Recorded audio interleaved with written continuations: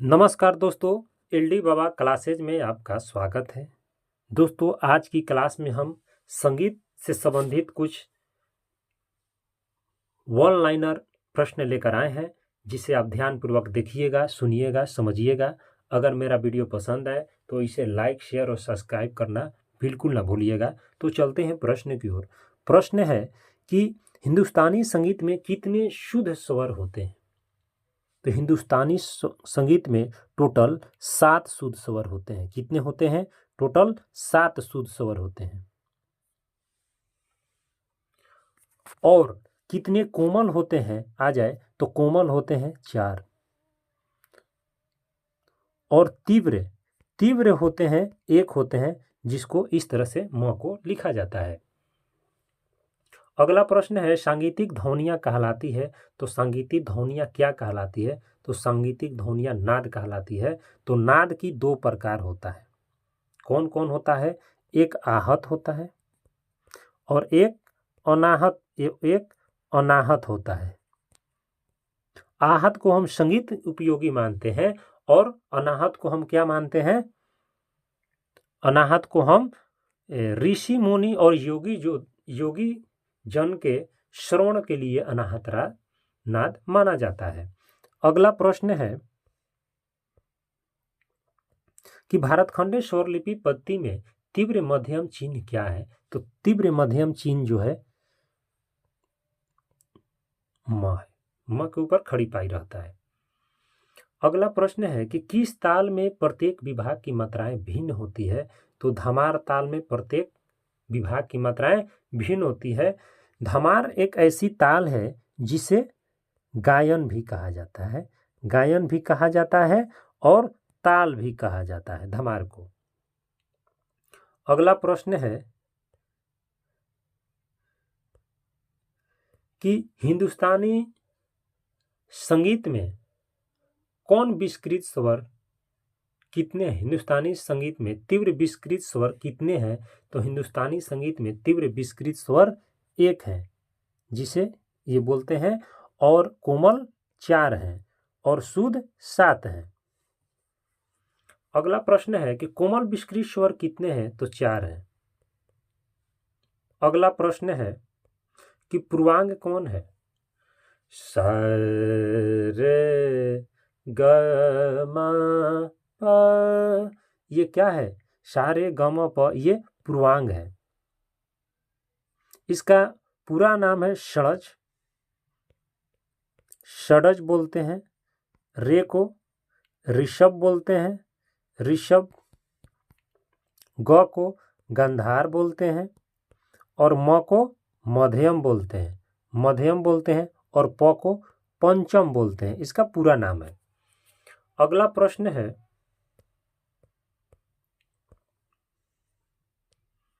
स्वरों को आरोही क्रम में कैसे लिखेंगे?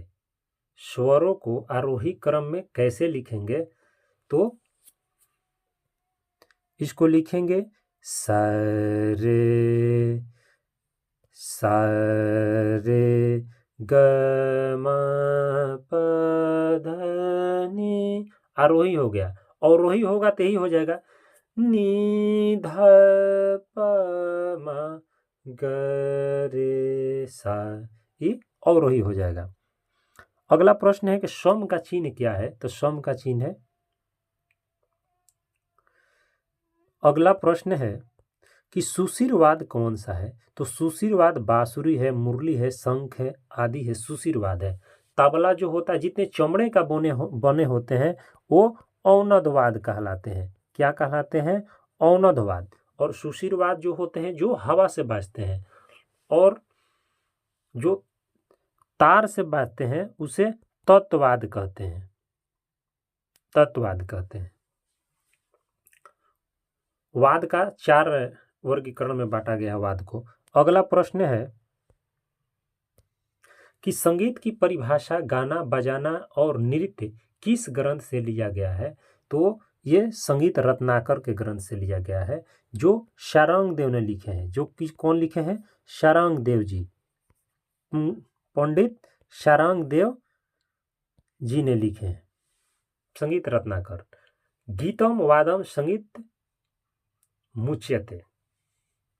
गीतम वाद्यम नृत्यम त्रयम मुच्यते, यानी अर्थात गाना बजाना और नाचना तीनों के सम्मिलित रूप को क्या कहेंगे? संगीत कहेंगे। अगला प्रश्न है कि प्रातःकालीन राग कौन सा है? तो प्रातःकालीन राग भैरवी है। अगला प्रश्न है कि किस राग में म नि वरज स्वर है? तो म नि वरज स्वर जो है वो किस राग में है? तो भूपाली में है। भूपाली कल्याण ठाट के अंतर्गत आता है। अगला प्रश्न है कि हिंदुस्तानी संगीत के दो मुख्य स्वरलिपि पद्धतियां कौन सी है? तो भारतखंडे पुलुस्कर पद्धति। कौन सा है? भारतखंडे पुलुस्कर स्वरलिपि पद्धति। इतनी टाइपिंग में थोड़ा गलत हो गया है, पद्धति गलत लिखा गया है। अगला प्रश्न है कि नाद के कितने गुण माने जाते हैं? तो नाद के कितने गुण माने जाते हैं? तो नाद के 3 गुण माने जाते हैं। कितने माने जाते हैं? नाद के 3 गुण माने जाते हैं। तारता, तीव्रता और जाति या गुण, ये माना जाता है। अगला प्रश्न है कि ध्रुपद के साथ कौन सा ताल प्रयुक्त होता है? तो ध्रुपद के साथ 4 ताल प्रयुक्त होता है। 4 ताल को हम किस नाम से जानते हैं? 4 ताल को चौताल नाम से जानते हैं, या इसे हम कहें तो ध्रुपद ताल भी कहते हैं। क्या कहते हैं? ध्रुपद ताल भी कहते हैं। तानसेन जो था ध्रुपद का अच्छा गवैया था। अगला प्रश्न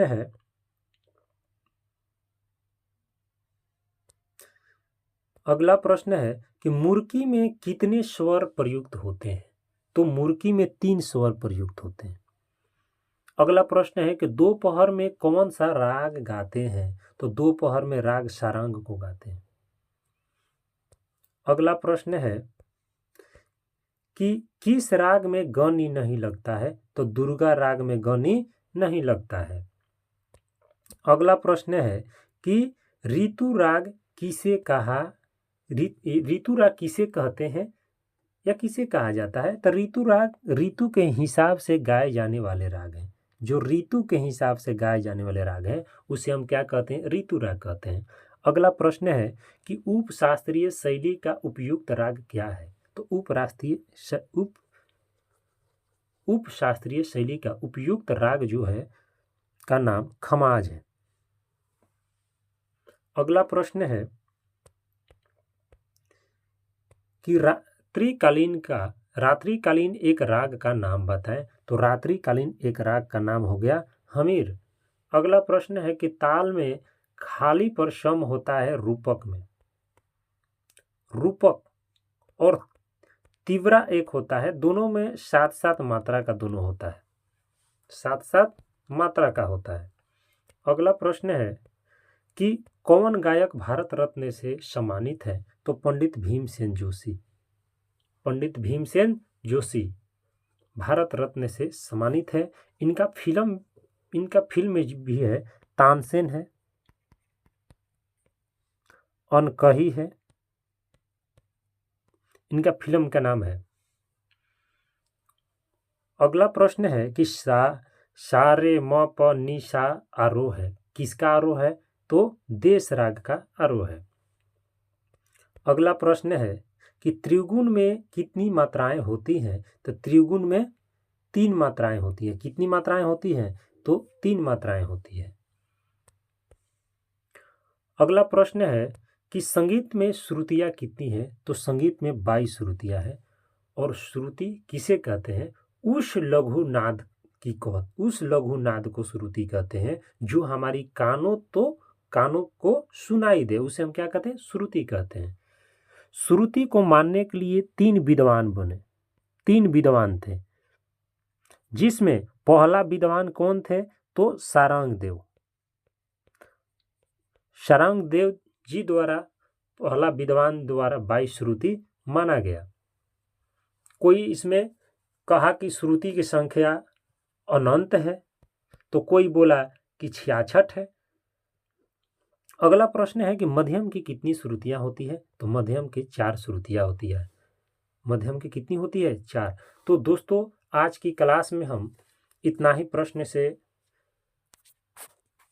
क्लास को समाप्त करते हैं। आगे मेरे चैनल पर आप लगातार बने रहें और मेरे चैनल को लाइक शेयर और सब्सक्राइब करना बिल्कुल न भूलें। धन्यवाद।